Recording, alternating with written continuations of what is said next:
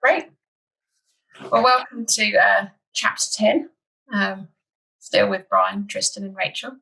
Thank you for joining us. And today we were having a conversation before we just started, which was how can we start thinking about ourselves and for others for next year's business plan with what 2020 has brought us? What does 2021 look like? And how best do we start to think about that or help others think through that? Brian, Tristan, do you want to kick us off? Yeah, I'll go. I think that one of the things we shouldn't forget is that there's probably going to be a COVID-21. Despite the great news yesterday that Pfizer have come up with a vaccine that looks like it might work, and there are several options in the wind as well. So the clock is ticking now for there to be a vaccine, but how effective will it be? How long will the antibodies last? We just don't know that stuff yet. So COVID-19, of course, named after what happened last year, but it's lasted through this year. And if it mutates, there may be another version. So the uncertainty that we live within at the moment, we have to consider that as a big factor in our planning. And yet we can't do nothing. We can't sit back and just wait for 2021 to happen. And as you said already, Rachel, we're in Q4 now. So the budget planning cycle has started. People within businesses are pitching for their funds for next year and the year after, probably, if they're doing the job right, the strategic job right. So, yeah, I think you're right to raise the subject. It's a very, very topical one. And well, let's get into it. Brian, what do you think? It's very difficult, as we were just saying, for people to be in that thrive mode. There are, unless you've got plenty of cash, unless you've got an amazing product, it's just right, it's right for the time. A lot of people are trying to get through where we are at the moment. And I think what's important is that attitude. I was listening to someone the other day, as I was telling you guys, who felt we were at the bottom, and it was now time to look up, and now time to and perfect time called Q4 to look at what does success look like next year, given all the parameters that you've got around you right now, and look positively at what's going on, and helping people sort of shift the mist from just surviving to thriving. And what does that mean? It means different people. Some of the people we've been working with mean very different things to various different companies. All of who had a real good path. If you shifted the mist enough, you could see that path. But often it's really difficult for people who are in the middle of the mist to do that, as we well know. Or else consultants wouldn't exist, would they? So it's finding the right tools, the right sort of catalyst to help people sort of shift it out of the way. And doing what you've done, Tristan. You've looked at other ways. Behind you is one of the ways you've looked at taking your career and latching onto a trajectory that your consultancy saw was there. And then you're doing well out of it. And I think it's people taking that attitude. The future is really hard to predict always. We bang the drum for design thinking, human-centered thinking, and innovation that comes out of that process. And I don't think necessarily that this was an example of that, but certainly it's really hard for companies who rely on data-led innovation to come up with any new ideas at the moment, because the data will tell us that it's all doom and gloom. It's going to be for as long as it's going to be. And there's no end date to that cycle. So your guy that said we're at the bottom, I'm not sure I agree with that. I think we ought to believe we're at the bottom in order to make planning looking forward possible. Otherwise, that inertia sets in, the apathy gets in the way. But there are opportunities that for everybody to morph and change. And by looking at consumers' needs, it's probably the only way of getting a short-term win Lots of companies, and we've discussed this ad nauseum in the past, will try and keep doing what they've always done. Yeah. And even if they see a new way of delivering, like home delivery services for food, whereas a restaurant is a thing, where, a van is a different thing, but it's the same product. Well, lots of people jump into that market when markets become as difficult as it is at the moment. So really thinking about how to meet that consumer need differently, and I think food is probably a bad example. I get myself tied in knots now, but there are other examples where the customer has to be serviced remotely rather than it being a face-to-face relationship. That's just one example. We've got examples in our recent research, primary research, of people saying to us, we can't find jobs, and we've got job providers saying we can't find people. And I wouldn't say the numbers match because they clearly don't, but they're if you are an out of work, I don't know, recruitment consultant, and you can't find a recruitment consultant's job because recruitment's down at the moment, then maybe something else is a good idea. Now, I know that sounds pretty obvious and basic, but I think too often we find through our dialogue with clients and with prospective clients that kind of conversation doesn't happen outwardly. It may be an internal monologue you get into with yourself, but you need to get it out as well. And I think that's the same for senior leadership teams as it is for individuals. Rachel, this is probably into your area now, sort of human resources and people. Yeah, so there's a couple of comments. One is I wouldn't just challenge the individual, I'd also challenge businesses as well. So yes, you might have opportunities to fill positions. Don't necessarily look at the same talent pools. Look at other talent pools who have transferable skills. So, for example, pilots. Pilots are probably not doing much flying at the moment as they have been, but they are used to handling the culture of their staff. They constantly change of their teams on their aeroplane. They have to make sure everyone understands all the processes and rules and everyone adheres to it. They have to be able to multitask. They have to always have a plan B. So there will always be problem solving. So they could be a great pool of talent that if you think differently and think this is what I'm after, and it could be a specific skill set, but if it's not a specific skill set, it might be what they can bring and add to your business that will then take the innovation somewhere else because it's just someone who's thinking differently or had different experiences. The other comment I'd make is I was working with a client last week, very forward-thinking company, done loads of stuff. They've embraced the lockdown on their business by, instead of slowing down on innovation, they've put their foot on the pedal and they're going for it, which is great. But an area they've missed is actually to look at their employer brand. So unbeknown to them, with no warning, one of their key members of staff resigned and went to a competitor. And they haven't branded themselves well enough to then be able to go and get good talent to come in and join them.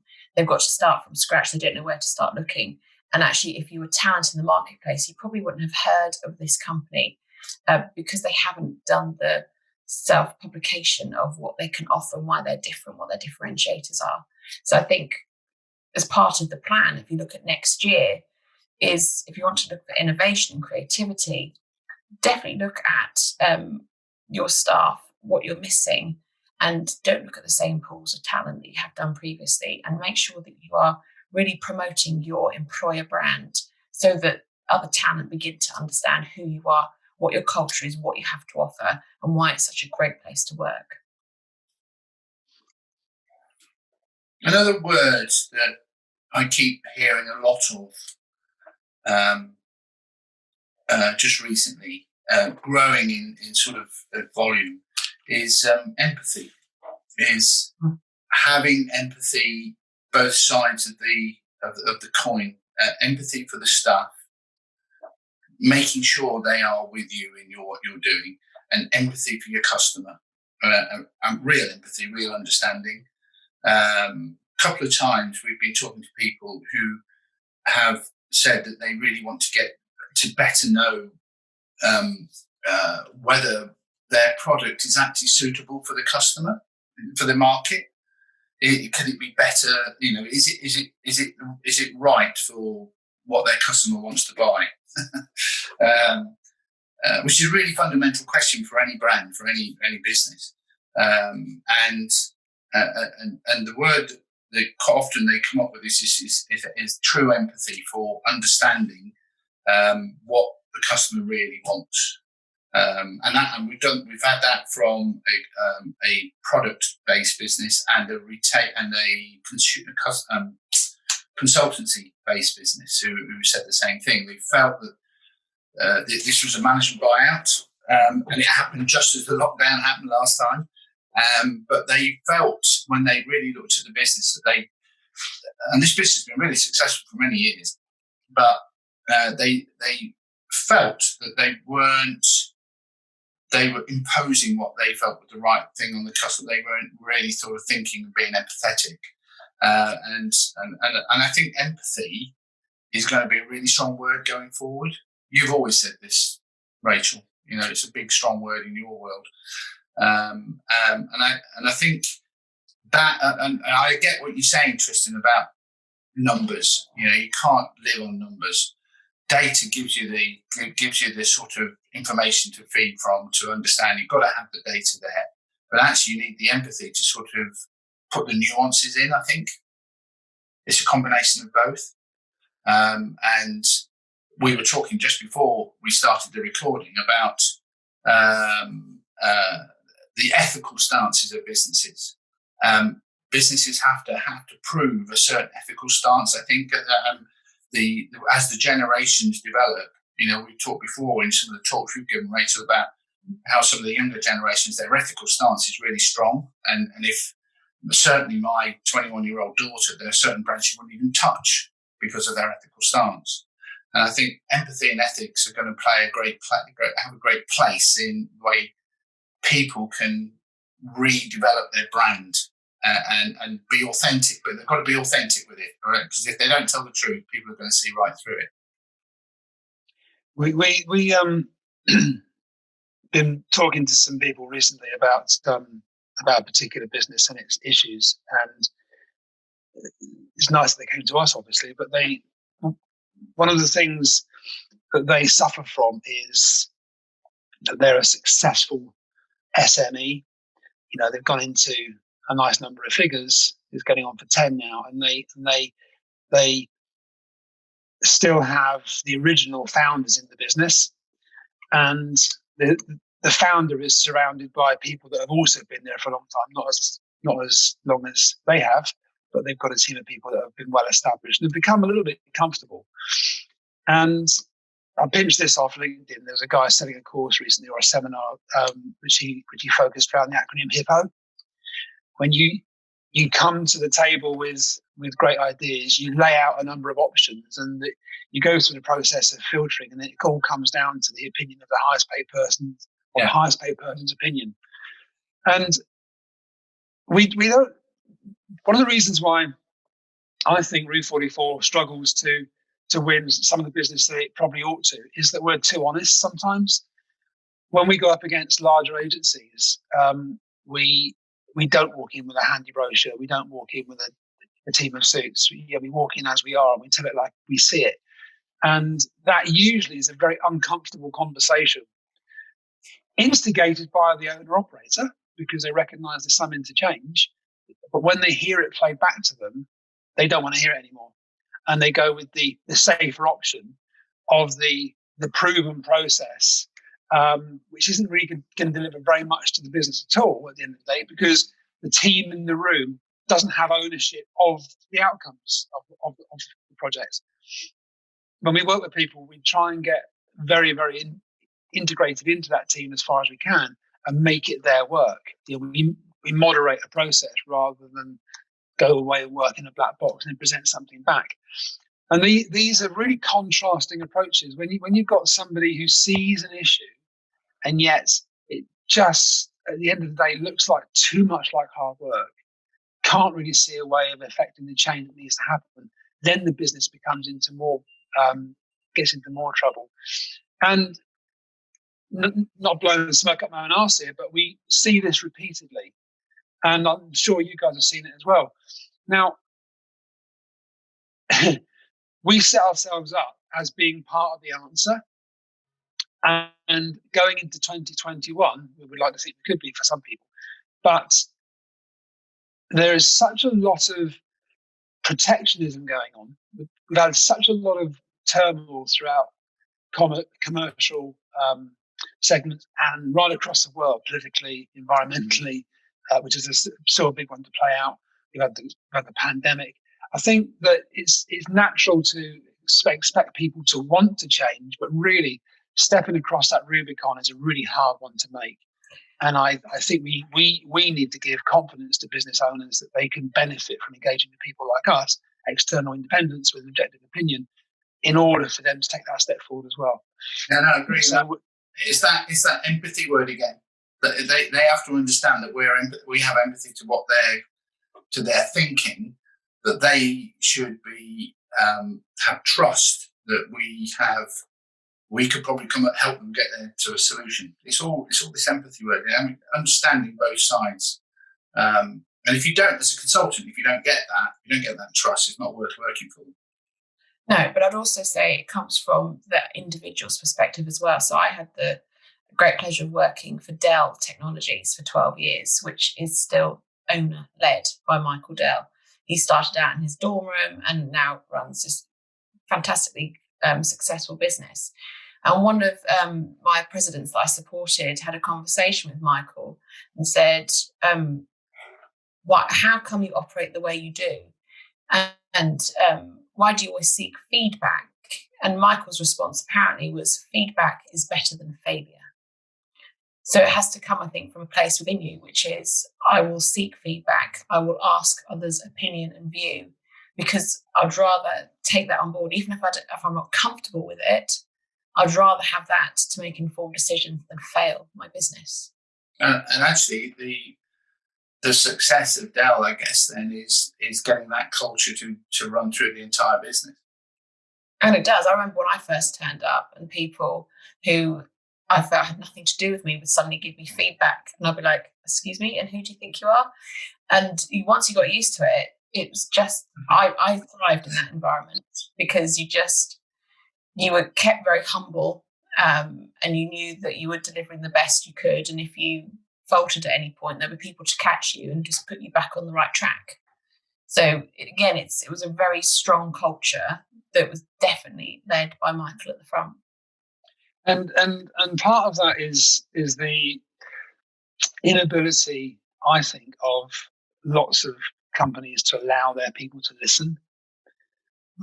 You get invited to meetings or to fora or whatever to contribute because you add value, and rarely do people get invited into a room to hear what's going on and then provide feedback.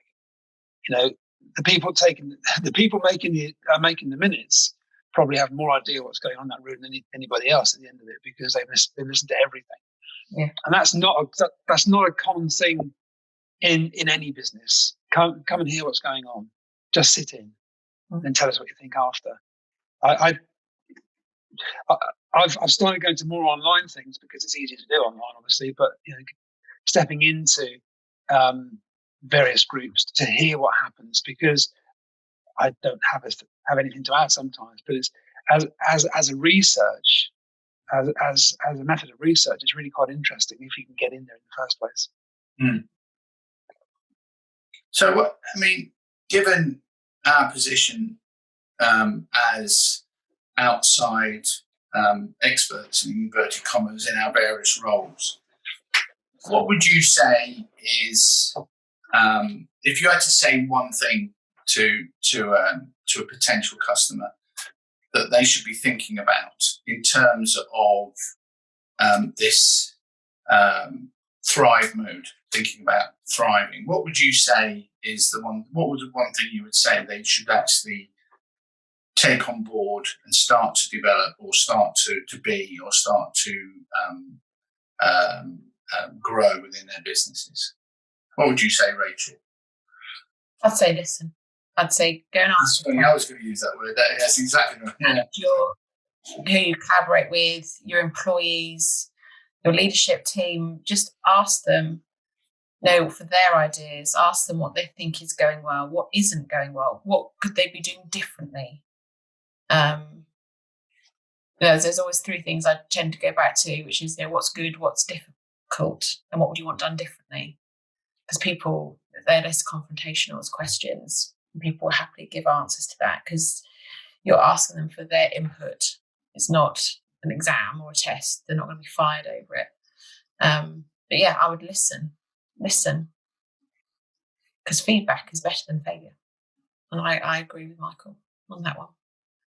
I'd say December 22. I think you have to, in order to listen to people, you have to give them some direction, and they need to be able to give you their opinions. But at some point, one needs to probably give them a little bit of help in understanding what you want to hear, not what you want to hear, but what you want to hear about. And one of the things that we do at home, we do it here, is we just get a bit of paper on the wall and mark out 24 months, and then write into those 24 months what you know what's going to happen when. And it could be return to school, it could be Christmas, it could be summer holiday, it could be anything at all. But you know certain things about your future because they're, all things being equal, they're going to happen, whatever. And once you've done that, your timeline becomes very compressed. You have little windows of opportunity where you can work between major events. And offering someone to comment on that may be an interesting example. What I would expect to happen is that the conversation goes beyond. So you start to extend your 24 months out to 36 and 48 because you can't get everything done in 2 years. But just by looking 2 years out, you start to see, probably actually in most cases, just how little is going to change. And we've said a few times, not here perhaps, but in my blogs, that when you look forward and you map the future, things don't happen in a major way. They baby steps culminate in a big thing having happened. When you look back, you look at innovations having happened, and you think, "My God, that was a eureka moment." But of course, to Steve Jobs, when he stood on stage with his 3-in-1 machine, he'd been years in getting there, just everybody else didn't see it yet. And that's the innovative moment. So I think I would say, December 22. Yeah. I think I go back to, because we concentrate on brand. Brand actually is mostly about culture. A brand is everything that you touch and feel about a business or an enterprise or something. So anything that touches you is that brand. And the culture behind how you develop your business, and it doesn't have to be a consumer business or something you buy in the shop. It could be, your local engineer, you could be the plumber, you could be whatever it is. They've all got brands. Some are bigger, some are smaller. But the culture you develop around the business is absolutely crucial to making sure, and the right culture in making sure that brand affects people emotionally in the way you want to be. Perception is everything in brand. And the best brands I've ever come across, the best businesses I've ever come across, in the main, are businesses where the leaders, particularly if it's an owner leader, is actually leading from the back. He's actually standing at the back, and he's allowing the culture, allowing his management team to do the leading. And it takes a lot of courage to do that. Some people start out I can think of 3 or 4 of my past clients where they've started out with an autocratic way of running their business, but gradually they've receded back into the background because they've actually created the culture which lets the business run itself. And again, I come back to the word empathy. They've given that they're empathetic to the way that people run the business and letting them run it. It takes a lot of courage, I think, for a leader to do that. But I think Simon Sinek he talks about leading from the back, and again, I think create the culture which allows your management team to run with it, gives you the time to be more empathetic about not just the numbers, about the way people feel both internally and externally. That's the way I'd see it. Brand is all about feeling, all about perception, and both your internally, your staff, and about who's buying your product or your service. And we find it very difficult actually to get that across sometimes to people. They just don't see that emotional connection at all. There's a real disparity, I think, in some thinking that a brand is something that you do in marketing, or a brand is something you market in order to get people to buy from you. When actually the brand represents everything about what you stand for, what you do, what you represent. Yeah. Going back to Rachel's point at the start of this, if your brand isn't recognizable in the recruitment market, which I suppose most brands aren't until they come to market for somebody, but if it's not recognizable in any context, you're going to struggle to get people in. And the better known brands will always win out in that scenario. So yeah, I agree that the brand is very, very important to. Yeah, but it comes back to what we were talking about making sure your product is right for the market you're in. Do the customers want it? So don't market the brand, market the thing that they want. The brand actually supports it, and that is a really important thing. I'm conscious we've reached a moment of a violent agreement. It's 20 past. Yeah, we wanted to. Yeah, we had to stop, didn't we? So, Rachel. Well, as always, another fruitful discussion. Lots to think about. So as we start to go to our next podcast, then hopefully it's given people enough food for thought as to how to start thinking about the innovation, the forward thinking, filling in the timelines that you talked about, Tristan, and empathy along with the brand. So thank you, gentlemen, for your time today. You're welcome. Thank you.